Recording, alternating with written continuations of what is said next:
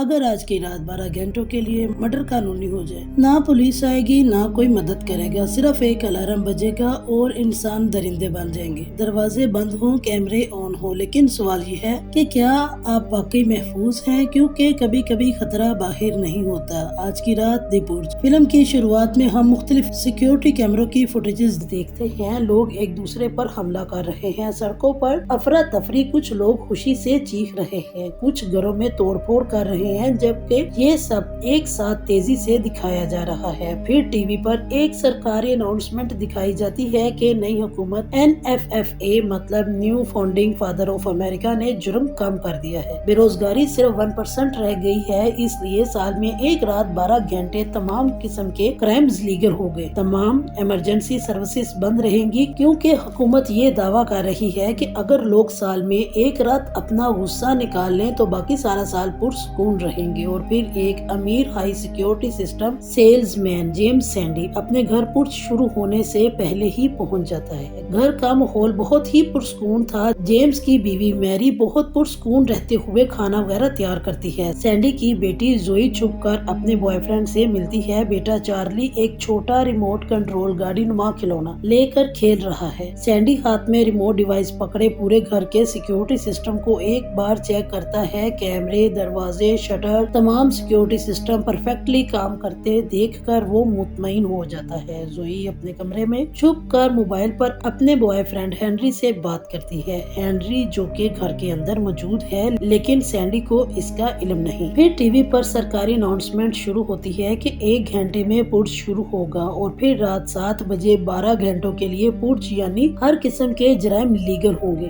شروع ہوتے ہی ایک سائرن بجتا ہے، جیمز ریموٹ کا بٹن دباتا ہے، لوہے کے شٹر زور سے نیچے گرتے ہیں، دروازے بند ہو جاتے ہیں، سسٹم آن ہو جاتا ہے۔ یہ ایک طرح سے ایک ایسی قید تھی جس میں وہ سب محفوظ تھے۔ جیمز سیکیورٹی کیمروں سے گھر کے باہر دیکھتا ہے، ہر طرف خاموشی اور پرسکون ماحول تھا کہ اچانک ایک چیخ سنائی دیتی ہے۔ چارلی سیکیورٹی مانیٹر پر فوکس کرتا ہے تو سکرین پر ایک آدمی نظر آتا ہے، پھٹے ہوئے کپڑے، جسم زخمی، وہ لڑکھڑاتے ہوئے بھاگ رہا ہے، وہ سینڈی کے گھر کی طرف آ رہا ہے۔ وہ چیخ کر کہتا ہے کہ کوئی ہے، پلیز میری مدد کرو، وہ مجھے مار دیں گے۔ چارلی اس منظر کو دیکھ کر پریشان ہو جاتا ہے، وہ اپنے باپ سے پوچھتا ہے کہ ہم اسے مرنے کے لیے چھوڑ دیں گے۔ جیمز خاموش ہو جاتا ہے، کیونکہ وہ جانتا ہے کہ اگر دروازہ کھلا تو باہر جو بھی ہے وہ اندر بھی آ سکتا ہے۔ چارلی جذبات میں آ کر سیکیورٹی سسٹم کے کنٹرول سے الیکٹرانک دروازہ کھول دیتا ہے اور زخمی آدمی اندر گھر کی طرف دوڑتا ہے، اور گھر کے اندر سب پریشان ہو جاتے ہیں۔ سینڈی غصے میں آ جاتا ہے کہ اچانک سیکیورٹی کیمرے سے انہیں نظر آتا ہے کہ گھر کے لان کے باہر چند لوگ کھڑے ہیں، سب نے عجیب و غریب ماسک پہنے ہوئے ہیں، ہاتھوں میں ویپن پکڑے ہوئے، وہ گھبرائے ہوئے نہیں بلکہ پرسکون انداز میں کھڑے ہیں۔ گروہ کا ایک لیڈر آگے آتا ہے، اس نے سفید مسکراتا ہوا ماسک پہنا ہوا ہے، وہ سیدھے کیمرے کی طرف دیکھتا ہے، ایسا لگتا ہے کہ جیسے وہ جانتا ہے کہ گھر والے اسے دیکھ رہے ہیں۔ وہ پرسکون آواز میں بولا کہ آپ کے گھر ایک اجنبی شخص آیا ہے، ہم اسے ڈھونڈ رہے ہیں، وہ ہمارا ہے اور اسے ہمارے حوالے کر دے۔ وہ مزید کہتا ہے کہ اگر آپ نے تعاون کیا تو سب محفوظ رہیں گے، اور اگر نہیں تو ہم اندر آ جائیں گے۔ یہ سیدھی کھلی دھمکی تھی جو اس نے سینڈی فیملی کو دی،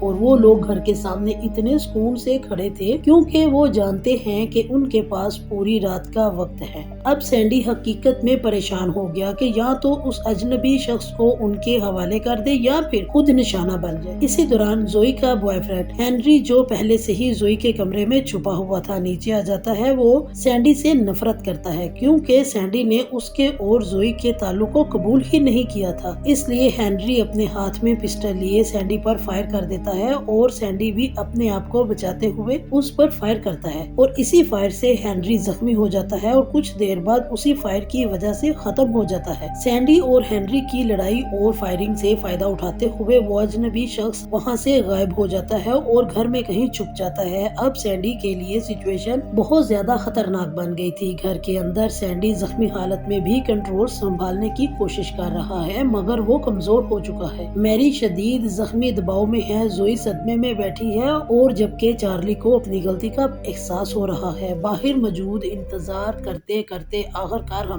حملہ شروع کر دیتے ہیں۔ وہ سیکیورٹی شٹرز کو توڑنے اور سسٹم کو ناکارہ بنانے کی کوشش کرتے ہیں، اور مسلسل حملوں کے بعد شٹرز ٹوٹ جاتے ہیں اور وہ نقاب پوش افراد گھر کے اندر داخل ہو ہو جاتے ہیں۔ سینڈی زخمی ہونے کے باوجود اپنے خاندان کو بچانے کے لیے ان نقاب پوشوں پر فائر کرتا ہے اور ان میں سے زیادہ تر کو ختم کر دیتا ہے، کیونکہ سینڈی کے لیے اب معاملہ اس اجنبی شخص کو بچانا نہیں بلکہ اب مسئلہ اس کی فیملی کی حفاظت کا تھا۔ اور پھر سینڈی کا سامنا ہوتا ہے اس گروہ کے لیڈر سے اور وہ گروہ کا لیڈر سینڈی پر اس بری طرح سے حملہ کرتا ہے کہ سینڈی ختم ہو جاتا ہے۔ اس کے بعد جب نقاب پوش میری اور اس کی فیملی کو ختم کرنے ہی والا تھا کہ زوئی گن کے فائر سے اس نقاب پوش کو بھی مار دیتی ہے۔ اتنے میں ان کے پڑوسی گھر میں داخل ہوتے ہیں، وہ گھر کے باہر موجود اس گروہ کے باقی افراد کو بھی ختم کر دیتے ہیں۔ میری اور اس کی فیملی یہ سمجھتی ہے کہ وہ سب ان کی ہیلپ کے لیے آئے ہیں، اسی لیے میری ان کا تھینکس ادا کرتی ہے۔ لیکن صورتحال اس وقت اور بھی زیادہ تلخ ہو جاتی ہے جب ان کے پڑوسی یہ اعتراف کرتے ہیں کہ وہ سینڈی اور اس کی فیملی اور اس کے کاروبار سے نفرت کرتے ہیں، کیونکہ سینڈی کے سیکیورٹی سسٹم کے کاروبار نے انہیں امیر بنا دیا تھا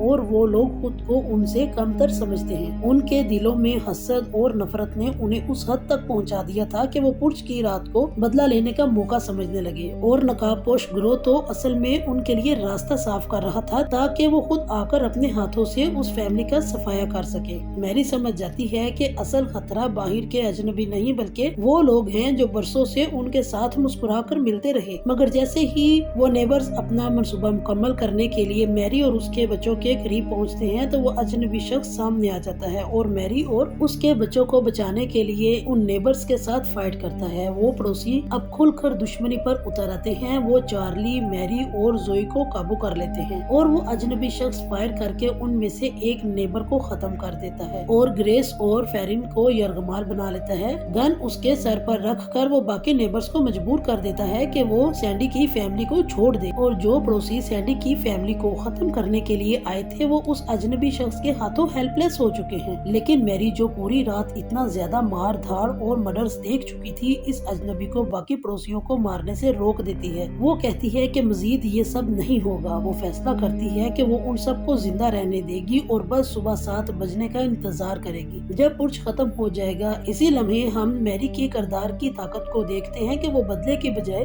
رک جانے کا فیصلہ کرتی ہے۔ جیسے ہی 7 بجنے والے ہوتے ہیں، پرچ کے اختتام کے سائرن بجنے والے تھے کہ گریس ایک بار پھر سے کنٹرول کو اپنے ہاتھ میں لینے کی کوشش کرتی ہے، یہ سوچ کر کہ ابھی چند سیکنڈز باقی ہیں، وہ کچھ بھی کر سکتی ہے۔ لیکن میری فوراً ہی شاٹ گن کے بٹ سے گریس کی ناک توڑ دیتی ہے اور اس کا چہرہ میز پر زور سے مارتی ہے اور سخت لہجے میں دوبارہ کہتی ہے کہ اب مزید کوئی مرڈر نہیں ہوگا۔ یہ میری کا انتقام نہیں بلکہ حد مقرر کرنے کا اعلان ہوتا ہے۔ بالآخر صبح کے 7 بجتے ہیں، پرچ کے ختم ہونے کا سائرن بجتا ہے اور میری اپنے سابقہ دوستوں اور پڑوسیوں کو گھر سے نکلنے پر مجبور کرتی ہے اور اس اجنبی کا شکریہ ادا کرتی ہے۔ اس پر اجنبی کہتا ہے کہ مجھے تمہاری مدد چاہیے تھی لیکن میں تمہیں نقصان پہنچانا نہیں چاہتا۔ قانون دوبارہ نافذ ہو جاتا ہے اور سورج کی روشنی میں ایک ٹوٹا مگر زندہ خاندان کھڑا رہ جاتا ہے۔ تو یہ تھی دی پرچ، ایک ایسی رات جہاں قانون ختم ہوتے ہی انسان کا اصلی چہرہ سامنے آ جاتا ہے۔ 7 جون 2013 کو ریلیز ہونے والی اس مووی کو جیمز ڈی مناکو نے ڈائریکٹ کیا اور لوگوں نے اس مووی کو اتنا زیادہ پسند کیا کہ صرف $3 ملین میں بننے والی اس مووی نے $89 ملین سے بھی زیادہ کا بزنس کیا۔ اور اگر آپ کو نفسیاتی تھرلرز اور دماغ ہلا دینے والے کانسیپٹ پسند ہیں تو دی انویزیبل مین کی مکمل ویڈیو میرے چینل پر پہلے سے موجود ہے، لنک ڈسکرپشن میں موجود ہے، دیکھنا نہ بھولیے گا۔ ہمارے چینل ریویو تو بنتا ہے آپ کو سبسکرائب کرنا، ہماری ویڈیوز کو شیئر کرنا، بیل آئیکن دبانا نہ بھولیے گا۔ ملتے ہیں اپنی اگلی ویڈیو میں، گڈ بائے۔